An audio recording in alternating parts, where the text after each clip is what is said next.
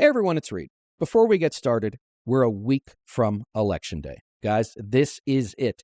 This election will be won on the ground, on the phones, at the doors. Guys, I need you to get involved now. Now, I need you to be 1%. The 1% of people who will get involved. They will stand up and not stand back.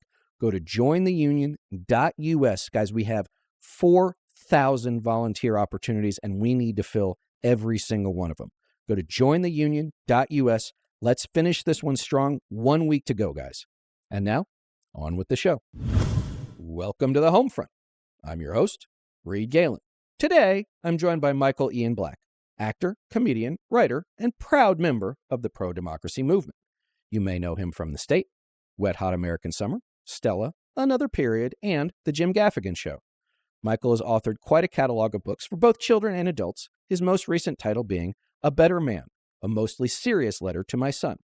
As a stand-up comedian, Michael regularly tours the country and has released several comedy albums, is the host of the podcast Obscure with Michael Ian Black, and appears on Have I Got News for You on CNN. He also regularly publishes articles for his Substack newsletter called Michael Ian Black and writes weekly for The Daily Beast. Today, he's coming to us from New York City. Michael, welcome to the show. Thank you. Hello. So first and foremost, as I mentioned before we started, I have been a huge fan of you since The State, which I think probably, in the annals of American comedy, modern comedy anyway, is probably one of the foundational things. So I just want to first and foremost fanboy out on that. Well, that's very kind. Thanks. Yeah, absolutely. That will be the end of the kindness. Now it will all be nasty. So let me ask you this. So, comedy and politics have long intersected. We think about Lenny Bruce and George Carlin. But let me ask you this. Is it harder to write comedy or harder to write politics? Comedy's harder than anything, so comedy's always going to be harder. Writing about politics, I think, is pretty easy, at least right now, just because you've got an endless mine of dickish behavior to look at and call from, and an endless litany of horrendous policy ideas that you can just sort of turn over in your hand and admire and then throw in the receptacle. Am I wrong to say that most people in showbiz like to talk about politics more than they understand it? Do you think? Or am I being unkind? I think you're being unkind only because I think most people in the culture, myself included, don't really understand politics. I don't know that people in showbiz understand politics any less than the general population. In fact, they may understand it more because so many of us are unemployed so much of the time that we have plenty of opportunity to read and watch television and such. Right. And so, looking at that, what made you decide to, I think as a creator, as an actor, as a comedian, you've been on the front end of the you were a creator probably before it was, being a creator was cool, before it even had that name. So what made you decide to dive into writing about it, either on Substack or for the Daily Beast, and then, appearing on a news show on CNN like you do? What made you decide to really make that part of your whole repertoire? It wasn't so much that I decided to make it part of my repertoire. It's that I write about things that I'm thinking about. And so it's been impossible over the last, 10 years. But even before that, for me, it's been impossible to ignore politics. And so I've always been interested in it. In fact, I wrote a book about politics with Meghan McCain in 2012, before the Trumpian nonsense began. So it's always been an interest of mine. And so when I'm interested in something, I just pursue it in some capacity. That book, which I have not read, does it? If you look, nobody did. Read. Okay, nobody did. Okay, good. You didn't have the RNC buy 10,000 copies to get you on the bestseller list? It was a book that we wrote during the Obama-Romney campaign, because in that moment, it felt like the country was just more fractured than ever and couldn't possibly get any worse. This was during Obama-Romney. I know when the big hullabaloo on the right was that the Obama campaign had created an ad where it showed like an old lady being pushed off a cliff by Paul Ryan. That's right. Right. Like that was the extent of like the ability to be outraged. And now, it's every day is a new frontier. I know everybody believes this and feels this in their bones, but like, I just don't recognize where we are right now. Like, I just, in my lifetime, and probably in the lifetimes of everybody, in the last 160 years, like, I just don't recognize the country, at least the way the country is being portrayed. Now, when I'm one-on-one with people, you feel some of that tension, absolutely, but not nearly to the extent that we feel when we pay any attention to the media, including this podcast, which is obviously a lot more apocalyptic in nature. That being said, I do think that the sort of current gestalt, to use a German word very purposely, isn't alarmist.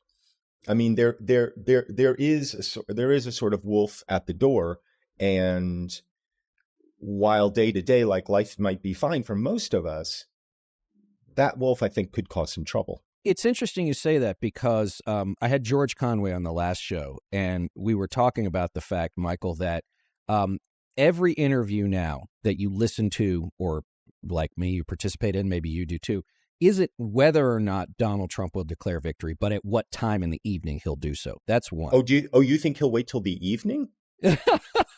All right. Now, you're the first person to say he'll do it at midday. Right. Yes. Stop the voting midday. But, then there's the stories you saw General John Kelly come out about the Hitler stuff. And now I just call it the Hitler stuff. This insane video of Tucker Carlson talking about the angry dad coming home to spank his daughters. And I looked it up this morning before we came on, Michael. He's got 3 daughters. And I cannot imagine. I have 2 daughters. I cannot imagine that, maybe Tucker, got a snootful at the Dubliner in D.C. before he came home after Crossfire one night. But I can't imagine Mrs. Carlson saying, no, go ahead and wail away at the girls, right? I mean, the insanity with which we're inured to it now. He's going to go after his enemies. It's the enemy within. All of this stuff, to your point, I even, on my Twitter bio, Michael, even says your friendly neighborhood Cassandra. And some days, like this morning when I got up to read the news, I feel that's more true now than ever. I mean, I think a good example of how far we've come and how low we've fallen is, a story came out 2 days ago about a woman who alleges that Jeffrey Epstein introduced her to Donald Trump, and Donald Trump, upon meeting her, just like started groping her and fondling her and abusing her. That story didn't even make a splash. I mean, that's a disqualifying story all on its own, and it doesn't even register anymore because everybody's like, yeah, of course, we know he gropes women. Like, that's his thing, buddy. We know right. that. Yeah. No, and I've said that repeatedly, and the listeners have heard it. I call it Trump's discount rate. He's been a public asshole for 50 years. No one expects anything better from him. Therefore, this is what, we've, to your point, either we've fallen for or we've settled for. I think we're still falling. And, this is the one thing where I was talking to a friend of mine who works in Democratic politics in Florida, and God bless her for that. That like this is the Republican Party now, right? 85-90% of people who are self-identified Republicans, like I used to be, right, are going to vote for Donald Trump because he is the Republican nominee, right? And the party has changed with them, underneath them, with their help, whatever the case might be. But I think we need to understand, because somebody said, oh, it's the party of Reagan. I said, it's not.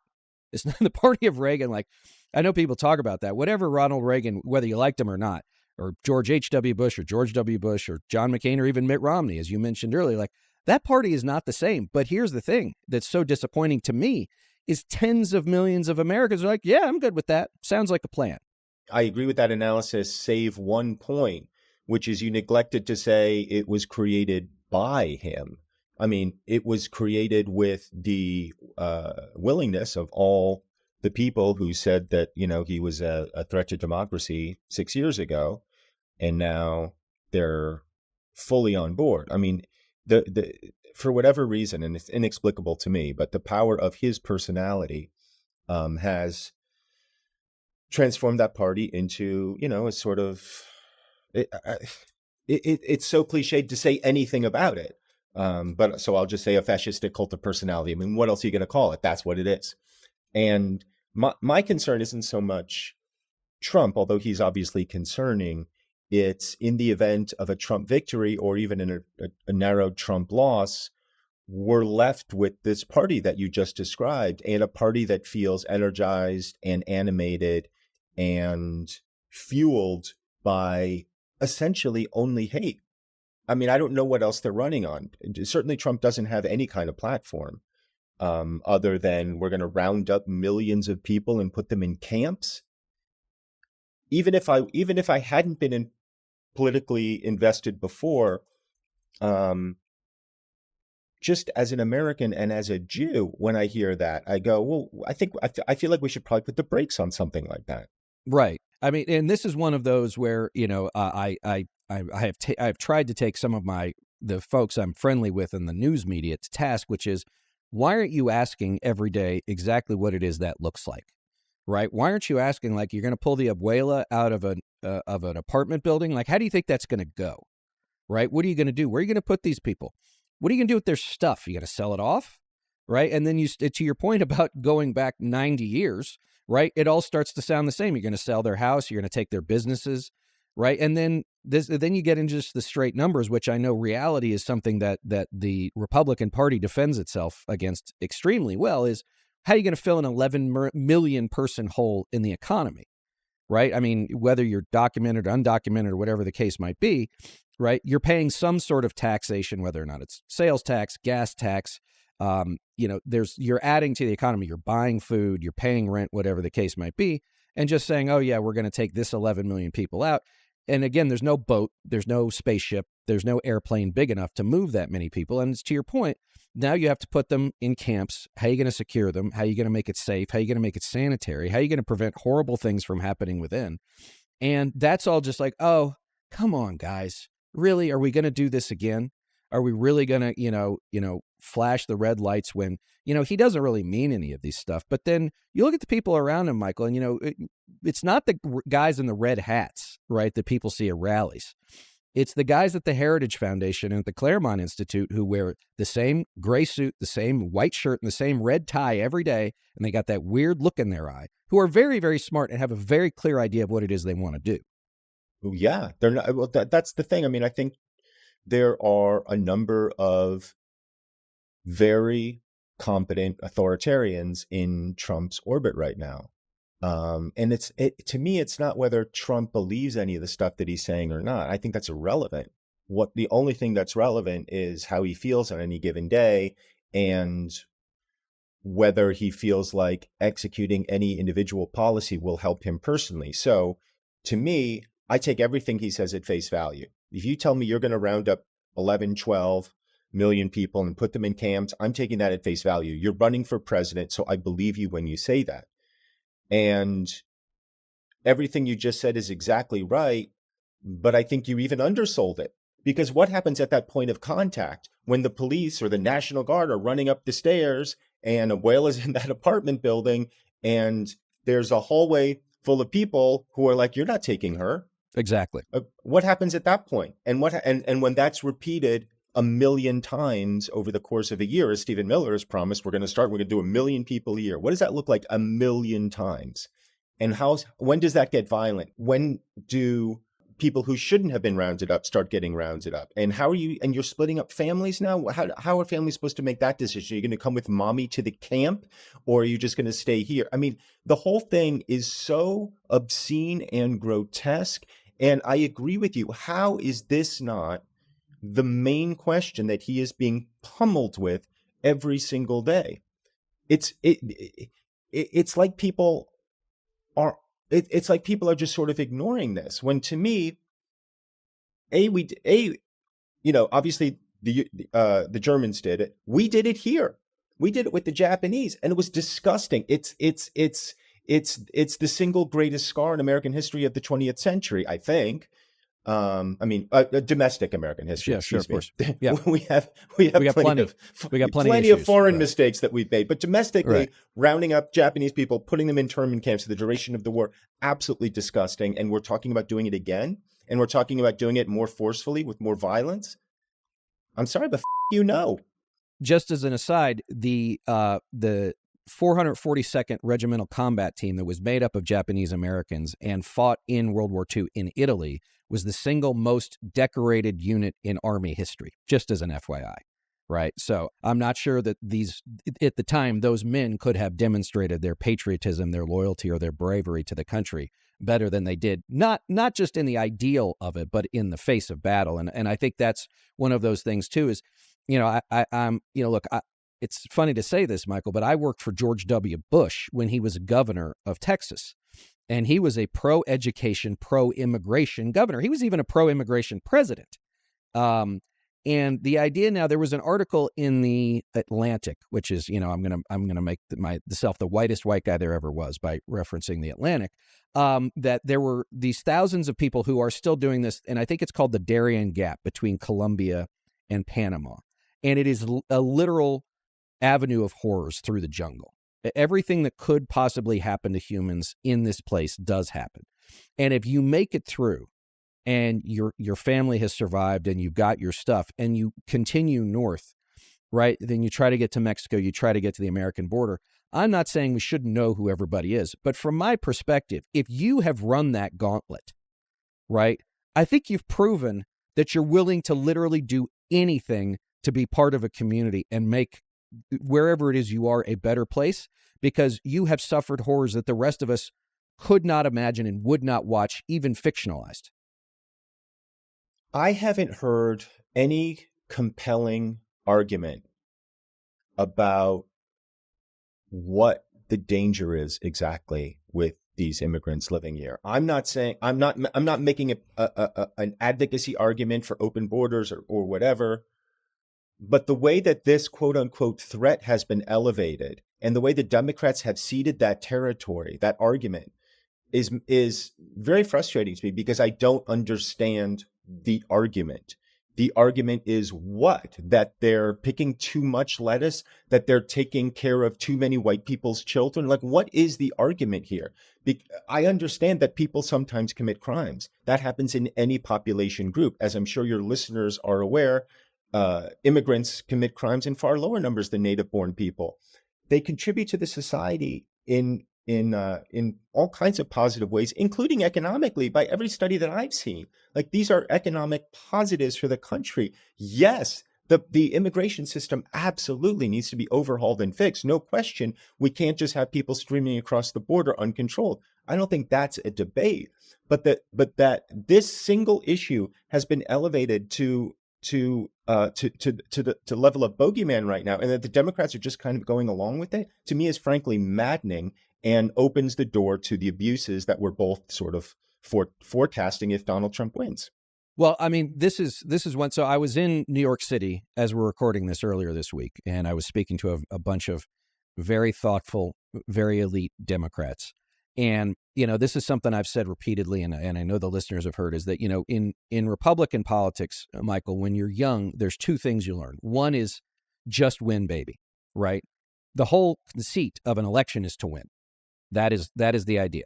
And American politics has been rough and tumble since the get-go, right? I mean, remember that Aaron Burr shot Alexander Hamilton in New Jersey. Right? He had it coming. Yeah, okay. I mean, but my point is, like, we weren't birthed into this world, in peaceful terms, right? It took a war to get us to where we are. Several wars, actually. The second part, though, is that Republicans fight campaigns in terms of values and narratives. They tell stories about things. And so Republicans, for all of the evilness that I think that they display on a daily basis, and I use that word intentionally, they tell the story in a way that vividly scares the shit out of white people, right? That's the goal, right? That's the goal. Democrats talk in context of, this is what they do economically. This is who they are. This is fairness. This is whatever. And as you know, I mean, when you are up on stage, right, you are going to make someone laugh because of a joke you write that's unexpected, that's funny, that's angering, that's heartwarming, whatever it is. But, if you start at their heads, if you just stood up there and read from charts, right, about the advances in American comedy in the last 60 years, like, you'd lose your audience pretty quickly. You have to go up there and tell a story, right? And Republicans, again, ironically and terribly, are really good at telling stories that are compelling.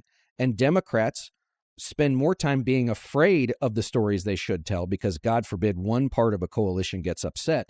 But they then have nothing that ties everyone or themselves or their reason for being together, if that makes sense.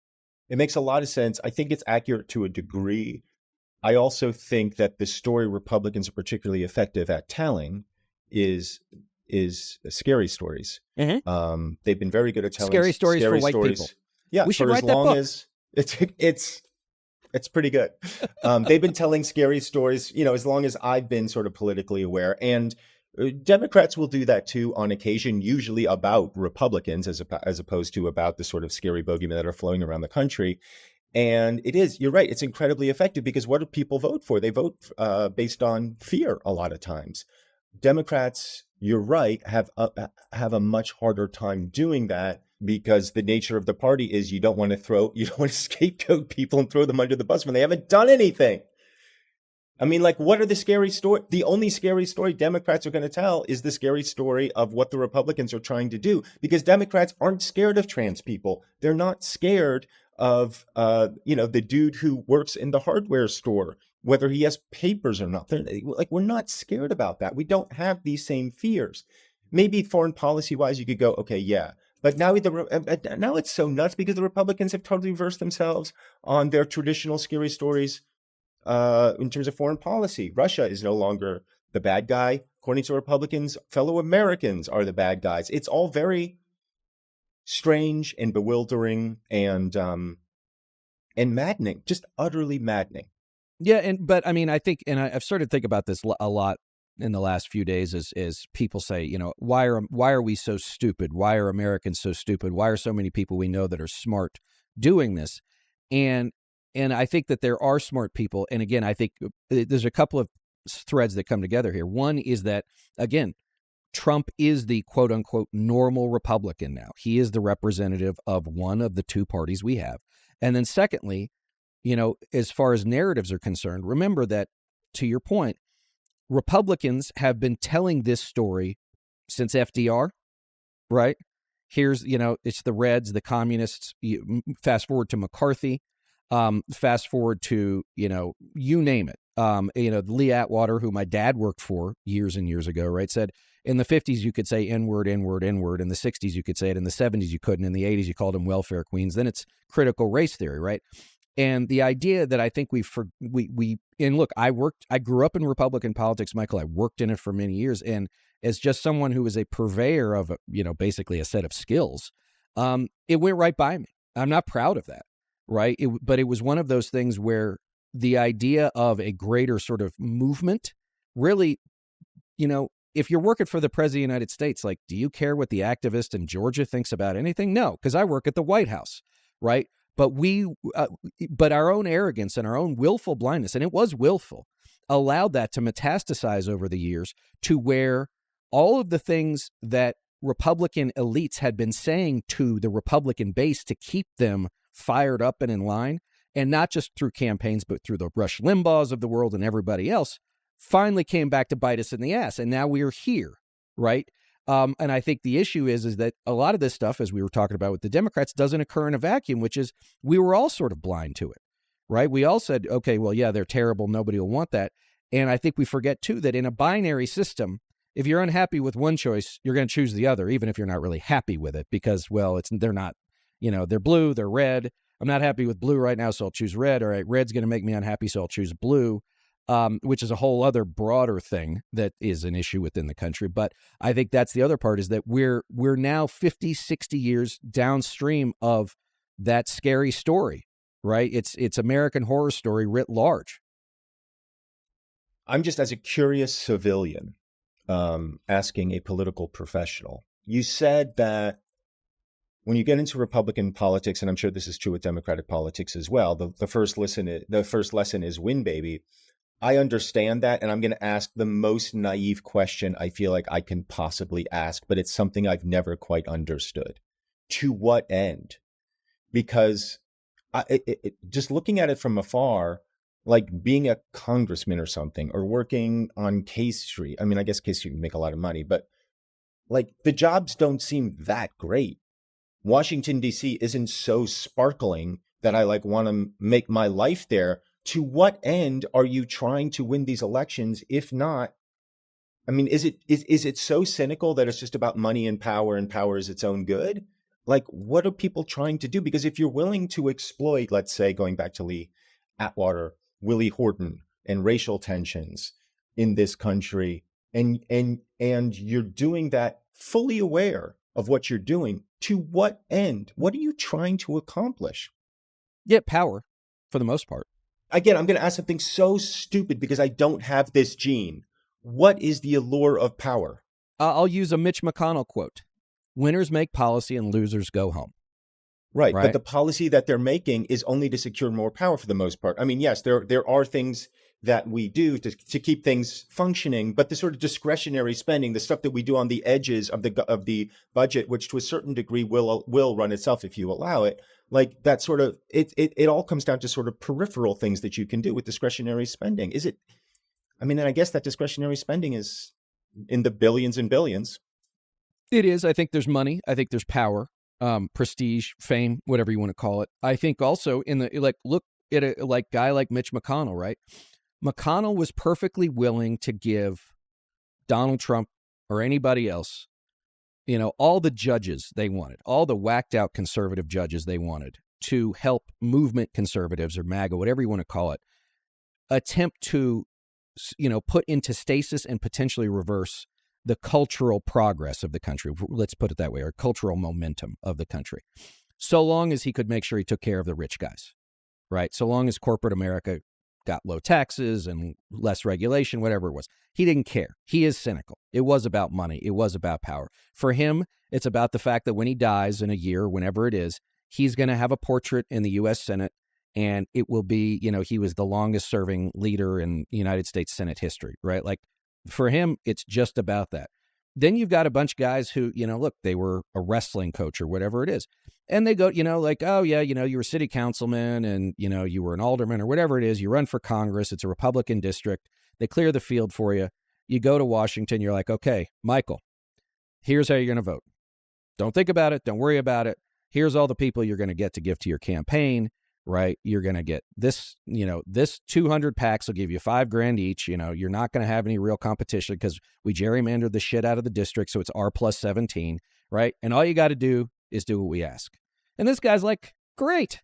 I served 3 terms. I secure my pension. Maybe I serve 4 or 5 more terms. I'm in there for a while, and then I'll go, serve on some board or whatever it is.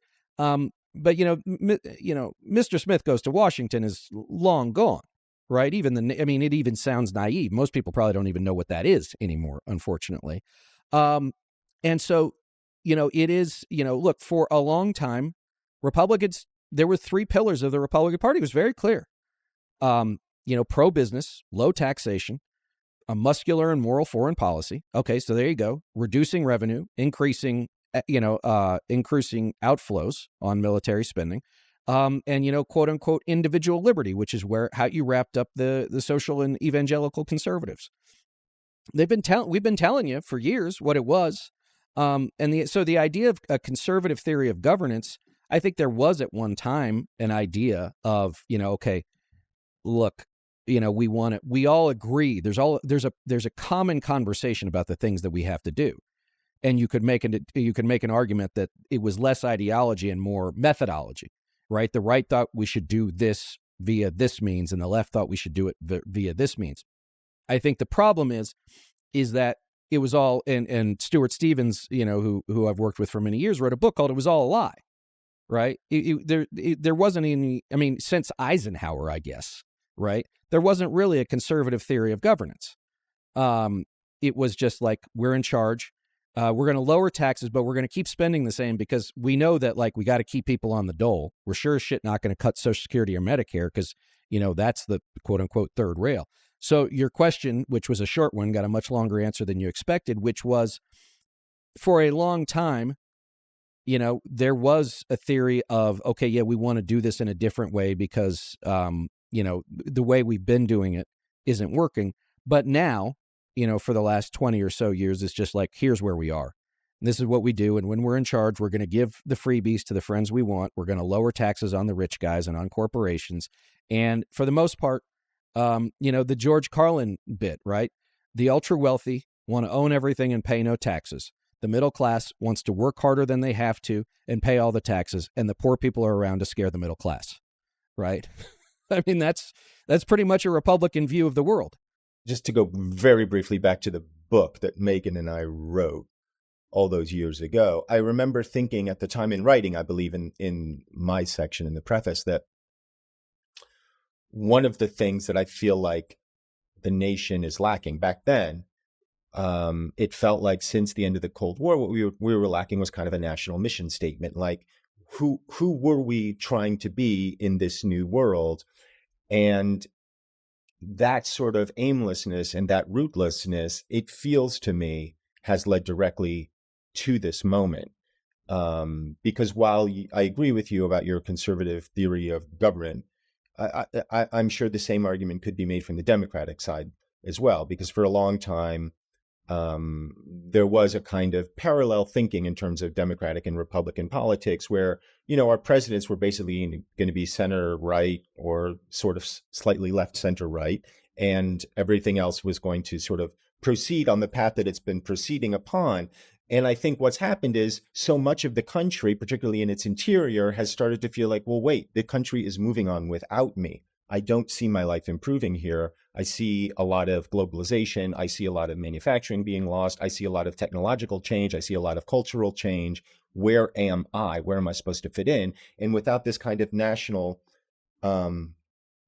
mission statement, it's sort of hard to answer that question. So the good that Trump has done has forced the rest of us who are opposed to everything that he represents to sort of refocus our energies on thinking about, well, who are we? What are our values as a nation? Who do we want to be and where do we want to go? I know it's been very good for me to kind of refocus who I thought I was as an American. And so I think I do have to give him some credit for that. It's an unfortunate kind of credit because it's the same kind of thing that happens, when a nation is attacked. People mobilize and they figure out what happened and what are we going to do about it to move forward. And so you have this sort of unity moment. But once that immediate danger has passed, like we still, I worry, don't know who we are. Look, I think that you have just laid it out more perfectly than I think I possibly could have. And I will probably quote you on that. I will give you all due attribution.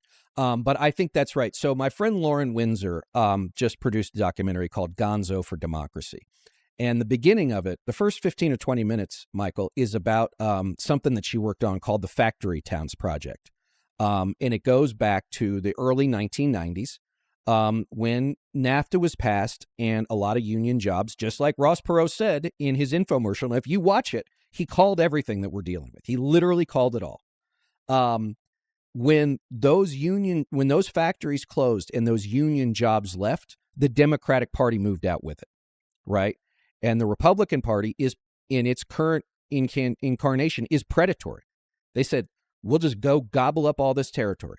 And to your point, all those people, and look, I don't think it's not just economic, it's not just downscale white people, right? I think look, being in a poor black neighborhood in Grand Rapids, Michigan a few weeks ago, I can promise you that you don't have to be on a farm watching the world go by. You can be on a street in Grand Rapids, Michigan, watching the world go by. And I think you're 100%. And look, I will tell you this too, is in the 9 years since Trump came down the escalator and the 5 years that, we launched the Lincoln Project and everything else, like I have absolutely had a personal evolution in this. And that's one reason why I feel the need to go out on the road as much as I do. I'm leaving for Wisconsin. Actually the day before this will run, but I'm leaving for Wisconsin to go, 6 different cities in 5 days, because, that's the thing, is that the suburbs, the exurbs, the rural areas of the country are not an anthropological experiment for coastal elites to go look at every 2 or 4 years and say, why do you think, let's go speak to the man in the diner, right? Like, these are people who, year in and year out, they hear promises. Year in and year out, they know those promises aren't going to get kept. And year in and year out, they look out the window and nothing changes, except for the fact that in some of these places, right, that a guy shows up and says, hey, I'm going to give you $250,000 for this house, right? And before you know it, we've got coffee shops and yoga mats and everything else because gentrification has occurred. And now those folks are pushed further and further, not only to the fringes of their community, but to the fringes of the country. I think that's right. And I also think, I do think, what do I know? But I travel, obviously, the country as a comedian. So I see a lot of the country.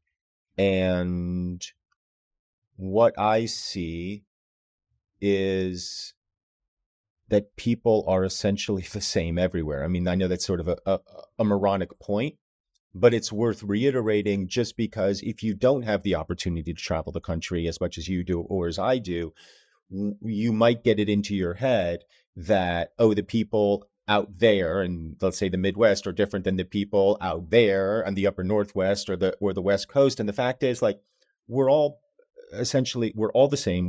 We all desperately want this country to work. We're all trying to figure out how. And so many of us are frustrated. When that question gets asked, do you think the country's on the right track or the wrong track? I hate that question because it presupposes that when you answer one way or the other, you're supplying any information to anybody about anything. All that's reflecting is the decades long frustration. Now, I'll throw the blame squarely on Reagan's shoulders for when this moment occurred. But this frustration of a middle class that feels strongly and correctly that they've been shafted by both parties at different times.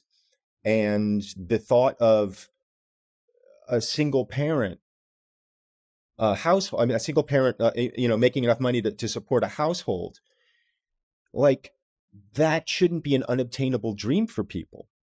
That should be this sort of default setting, so that if it's a two-parent home, one parent could be at home, one parent could be at work if they choose, or both parents can work if they choose.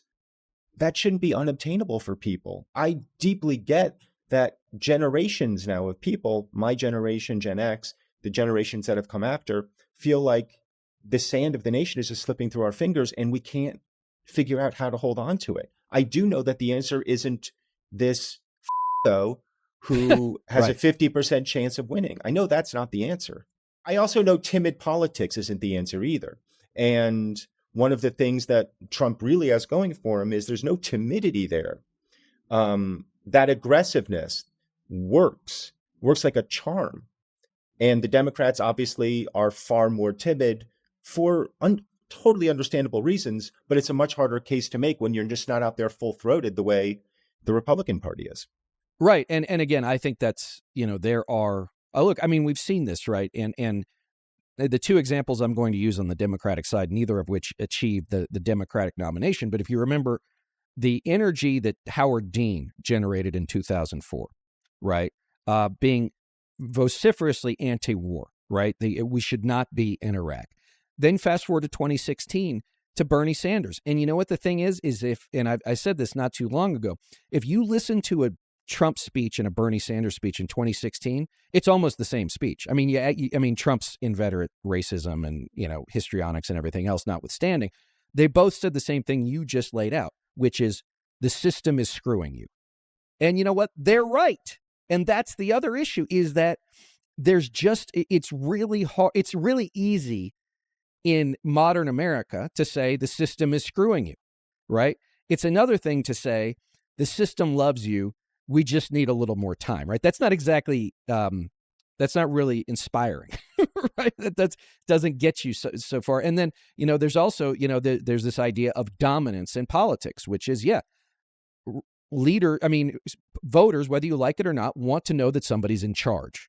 They want to see that. Now, obviously, Trump is the expositor or the exemplar that we don't want, right? That's where it's taken too far. But somebody wants to stand up on stage and say, okay, I know that person's going to go to work every day and feel strong. And Democrats, I think they constitutionally have a bigger issue with that too, because so much of it is, There's, well, we don't want to be toxic. We don't want to do this. We don't want to do that. We want everybody to come together. And like those things are all admirable. The problem is that in politics, to the beginning of our conversation, you're telling a story and somebody's got to be the storyteller. Now, that doesn't mean like you, that somebody can't be the writer, the ghostwriter of that story, but somebody's got to go out there and tell the story at the campfire. Yeah, Trump tells a great story. The story doesn't make sense, but there's a lot of words there. Right. And he says it with such conviction that you're like, oh, that guy. All right. I mean, you're on stage a lot, but so years ago, I did this TED style talk, right, at a political convention. And I watched several TED Talks and I watched several YouTubes about how to give a TED Talk. And what was fascinating, Michael, was how many of them said, if you just have lots of energy and look certain people in the eye and use your hands a lot, that half the time they don't even listen to what you're saying, right?